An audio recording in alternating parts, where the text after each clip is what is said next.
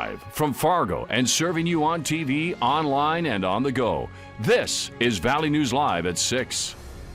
Our weather is changing and could lead to more than just an inconvenience. Saturday is declared a first alert weather day, and it's fast approaching. Let's toss it over to Chief Meteorologist Hutch Johnson to find out which areas might get to see some snow. All right, yeah, measurable snow is on the way, and it's not going to be a bunch. I don't think you're going to need that snow blower, but certainly shovelable snow on its way. What is the timeline? It begins Friday night in the Central Dakotas. By daybreak, many of us will have snow falling from the skies. It ends by Saturday, late afternoon and evening for our eastern counties. Here's a look at the track of the storm as it winds its way out of the Central Dakotas Friday night. By Saturday morning, it will be snowing across a good portion of the area. Periods of snow, maybe even mixing with some rain showers here and there in the south as we go through the day. Then the wind picks up. Accumulating snow will be most likely along and north of Interstate 94. A trace of snow down to the south of the interstate. How about that snowfall forecast? Let's get that right out. As we take a look along Interstate 94 and points north 1 to 4 inches, and then a narrow band likely very close to Highway 200 to Highway 2 corridor. We'll see a 1 to 4 inch area with an isolated 6-inch total, not out of the question. Temperatures will play a big role in this system as we go through our Saturday, and that warm ground as well. So it's a dynamic forecast, and we'll keep you updated right here. Tonight, passing flurries of snow. Pretty easy to contend with those. I'll have details in hour-by-hour forecast for Friday as well in a minute or two. All right, thanks, Hutch. Local businesses are speaking out, saying North Dakota leaders aren't doing enough to keep people safe or keep businesses running. Governor Doug Burgum raised Cass County's COVID-19 risk level to high, meaning businesses can only operate at 25% capacity and are strongly encouraged to require face coverings.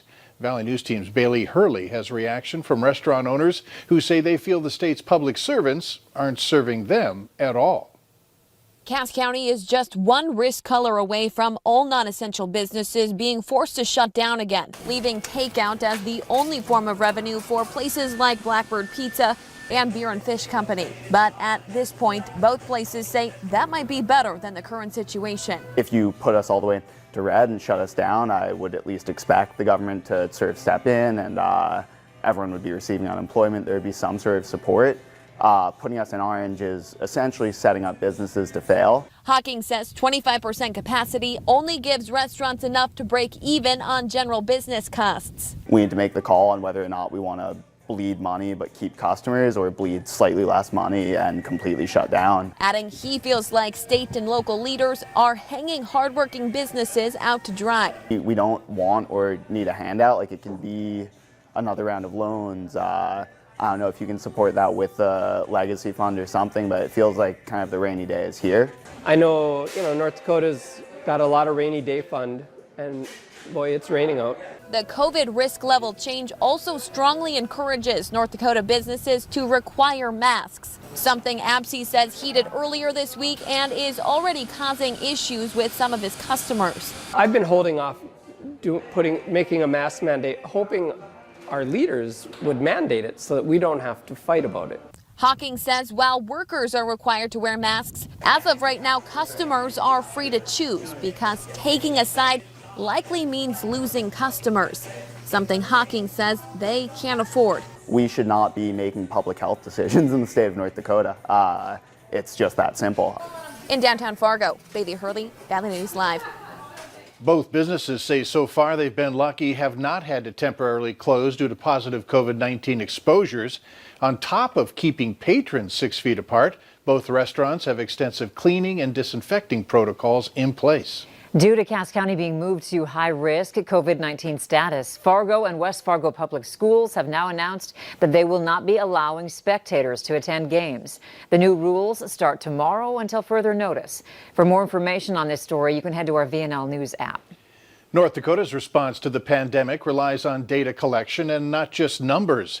The state's contact tracing team has been getting staffing upgrades, and it turns out many of the close contacts are not cooperating. Jacob Noderman explains how some tracers haven't been able to get the information they need because of a wide range of responses to their calls. Contact tracing started out as one of the strongest arms of the pandemic response, but after a spike in cases, being able to make all the calls became a challenge. Thanks to recent staffing boosts, most cases have their calls wrapped up within 24 hours. I think this is ahead of most states. But at the same time, contact tracing is only a single part of a concert of efforts to prevent spread. But having people making the calls is just one half of the equation. McBride said that people refusing to answer and give information has become a common report. People at times have had some hostility towards our caseworkers, individuals. I mean, I myself have experienced some hostility when working with people. Lynn Plucker, who recently tested positive for COVID-19, went on a camping trip with family. She said her calls were easier because of the low number of people and places. It was pretty easy. Like, these are the 8 people we saw for a week straight. If we had been home and hanging out with friends and going shopping and going about our normal life, I could imagine it would be quite a bit more difficult to try to remember every single person and every single place you had been. Governor Doug Burgum recently adjusted the quarantine policy, allowing those who wore masks at the time of close contact to be exempt from needing to quarantine, hoping this would take pressure off the staff. Ann McBride and tracers said that tracers don't share information. Rather, the information is used so that the close contacts can make safety decisions for themselves, their families, and their jobs. A West Fargo man contacted our whistleblower hotline saying he's trying to figure out who took $700 worth of tools from his truck last week. Chris Herrick says a group of young adults were spotted on his Ring camera in the Wilds neighborhood around 2 yesterday morning. They were in a red car driving in front of his home. The group parked and walked behind his truck before they noticed they were caught on video and then ran into the park. It's going to be a tough future for you if you get caught with theft on your record. And just personally working for a construction company, everybody's hiring all the time. There's so many jobs out there that come work for an honest living and make your own money.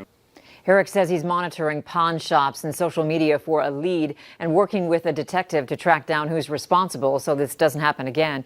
We did some digging and found out there were at least 24 burglaries in Fargo in the last week. Do you know who these people are? Grand Forks police say that they're persons of interest in a shoplifting case. The incident happened at Verizon on September 28th around 1 in the afternoon. If you have any information on who these people are, call 701-787-8000. The search for a car thief continues, but the car itself has been recovered. Police called us to say they found a black Mazda that looks just like this one in some woods near Fergus Falls.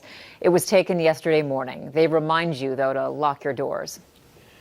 If you need to renew your driver's license, you may want to do it sooner rather than later. Coming up later on Valley News Live at 6, we're going to tell you when you need to do it by. And we're tracking this storm system as it works its way into the Dakotas and Minnesota through our day on Saturday. Some snow, some wind, and cold on the way. Hour by hour details in your forecast are next.